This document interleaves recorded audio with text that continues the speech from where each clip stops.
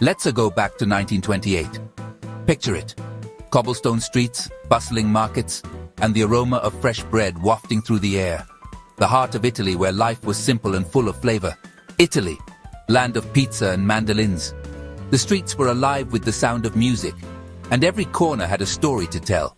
From the lively chatter of the piazzas to the serene beauty of the countryside, it was a place like no other. That's where this little meatball, yours truly Mario, popped into the world. Born in a quaint village, surrounded by love and laughter, my early days were filled with the warmth of family and the joy of simple pleasures. I wasn't exactly a pretty baby. In fact, I was quite the chubby little thing, always crying and making funny faces. But hey, every baby has their quirks, right? Okay, I was downright ugly. My face was often covered in spaghetti, and I had a knack for getting into all sorts of messy situations. But that's what made me, well, me. My parents? They took one look at me and hit the gas. They weren't exactly the nurturing type. And before I knew it, I was left on the side of the road like an unwanted package. They left me on the side of the road like a used pizza box. It was a tough start, but little did I know, my journey was just beginning. Luckily, a nice old couple found me. They were kind and loving, and they took me in without a second thought. They became the family I never had. They raised me on spaghetti and meatballs. Every meal was a feast, and I quickly developed a love for all things pasta. It was more than just food, it was a way of life. Lots and lots of spaghetti. We had it for breakfast, lunch and dinner. It was the glue that held our family together, and every bite was a reminder of the love and care that went into making it. It was a good life. We didn't have much, but we had each other, and that was enough. The simple joys of family meals, laughter, and the beautiful Italian countryside made every day special. Except for the time I fell into the pasta pot. That was a day to remember. I was just a curious little baby, always getting into trouble. One moment I was playing, and the next I was covered in pasta. Let's just say I was a very cheesy baby. Covered in spaghetti and cheese, I must have looked like a walking pasta dish. But it was all in good fun, and it made for some great family stories. I may not have had the best start. Abandoned and left to fend for myself, it was a rough beginning, but sometimes the toughest starts lead to the most incredible journeys. But hey, at least I had spaghetti. It was my comfort food, my connection to the family that took me in, and a constant reminder of the love that surrounded me. And let's be honest, what's better than a giant plate of spaghetti? It's the ultimate comfort food, a symbol of home and happiness. Every bite was a taste of love and tradition. Not much, my friends, not much. In the end, it's the simple things that matter most. Good food, good company, and the memories we create along the way. That's the essence of life. And that's my story. Fast forward to 1930. I was a whole 2 years old. The world was a different place back then, simpler in many ways. The Great Depression was in full swing, but as a toddler, I was blissfully unaware of the hardships around me. My days were filled with the simple joys of childhood, playing in the dirt, chasing butterflies, and of course making a mess at every meal. Still rocking the spaghetti sauce stains, by the way. My mom used to joke that I wore more food than I ate. But hey, that's part of being a kid, right? Every meal was an adventure, and every stain told a story. That's when I met my little bro, Luigi. We were at this orphanage. It wasn't the happiest place, but it was where our story began. I remember the first time I saw him, this tiny scared kid with big teary eyes. He looked so lost, and I felt this instant need to protect him. He was crying in a corner, scared of a dust bunny. Can you believe it? A dust bunny. But to him, it was the scariest thing in the world. I walked over, patted him on the back, and told him it was going to be okay. From that moment on, we were inseparable. I knew right then, this guy needed me.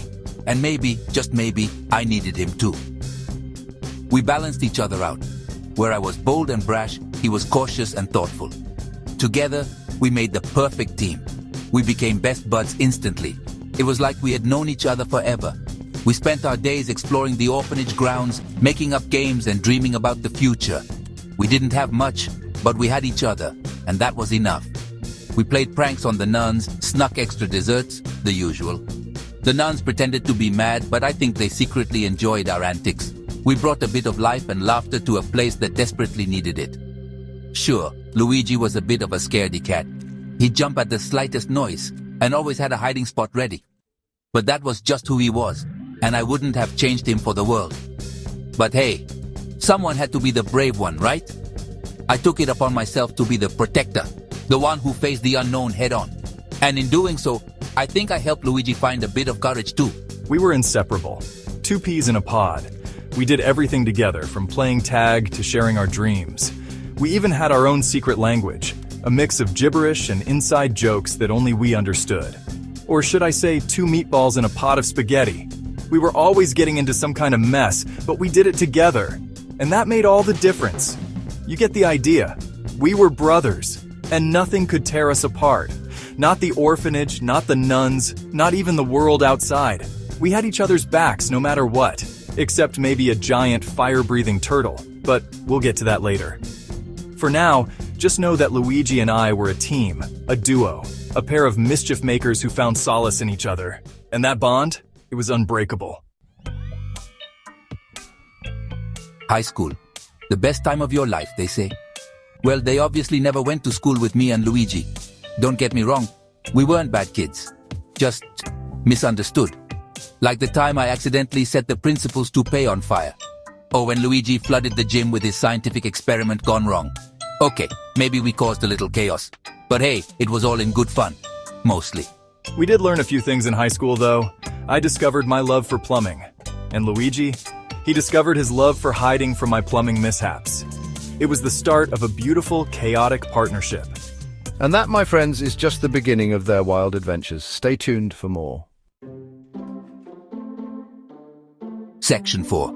Plumbing and Princesses, It's a Me, Mario. After our, shall we say, high school years, Luigi and I decided to pursue our true passion, plumbing. We enrolled in the prestigious Plumber Academy for Idiots. Okay, it wasn't that prestigious. And I may or may not have graduated, but hey, we got our plumbing licenses. We were the Super Mario Brothers Plumbing. Our motto? We're not just plumbers, we're heroes with plungers. Okay, maybe that wasn't our motto, but it should have been. Little did they know, their plumbing skills would lead them to the greatest adventure of their lives. And it all started with a princess in distress and a very suspicious plumbing request. Stay tuned. Section 5, Super Mario Brothers. The game that changed everything. It was 1985. The year of the Rubik's Cube, Back to the Future, and yours truly, becoming a video game star. That's right, folks. Super Mario Bros. Hit the Nintendo Entertainment System, and the world went bonkers. Suddenly, everyone wanted to be me, jumping over Goombas, kicking Koopa shells, and rescuing Princess Peach from that scaly scoundrel Bowser. It was amazing. Who knew plumbing could be so much fun? I became a household name, a legend. Kids loved me. Parents loved me. Even my grandma loved me. Though she did keep calling me Super Michael for some reason. Section 6. Peach's Not-So-Secret Admirer. Now let's talk about Princess Peach. She's not just any princess, she's the epitome of grace and kindness. Her beauty is renowned across the Mushroom Kingdom, and her heart is as golden as her crown. Beautiful, kind, and always getting kidnapped. It's almost like a routine at this point. But despite the constant peril, Peach remains ever so graceful and composed. It's tough being a princess, you know? The responsibilities, the expectations, and let's not forget the constant threat of being snatched away by Bowser. It's a wonder she manages to keep her composure, especially when you have a giant fire-breathing turtle with a crush on you. Bowser's infatuation with Peach is no secret. His relentless attempts to kidnap her are almost legendary. I'm not gonna lie, I kinda had a thing for Peach too. I mean, who wouldn't? She's a princess. Her charm is undeniable, and her kindness is something to be admired. And she makes a mean cake. Her baking skills are just another feather in her cap. Those cakes she bakes, absolutely divine. It's no wonder Mario is always eager to rescue her. But hey, I'm a gentleman, admiring from afar, always ready to lend a hand when needed. It's the least I can do for someone as wonderful as Peach. I'm always happy to rescue her from Bowser's clutches. It's become a bit of a tradition, really. Every time Bowser makes a move, I'm there, ready to jump into action. Even if it means running through lava-filled castles and fighting giant spiky plants. The challenges are many, but the reward of seeing Peach safe and sound is worth every perilous step. Love makes you do crazy things, am I right? The lengths we go to for those we care about can be astounding. And for Peach, I'd go to the ends of the Mushroom Kingdom. Let's just say our relationship is complicated. There's a lot of history, a lot of shared adventures, and a lot of unspoken feelings. But through it all, there's a bond that's unbreakable. She's always baking me cakes, and I'm always saving her life. It's a vicious cycle, but it's a cycle I wouldn't trade for anything. Those moments of shared smiles and gratitude make it all worthwhile. But hey, I'm not complaining. Every adventure, every rescue, every cake, it's all part of the journey. And as long as Peach is safe and happy, that's all that matters.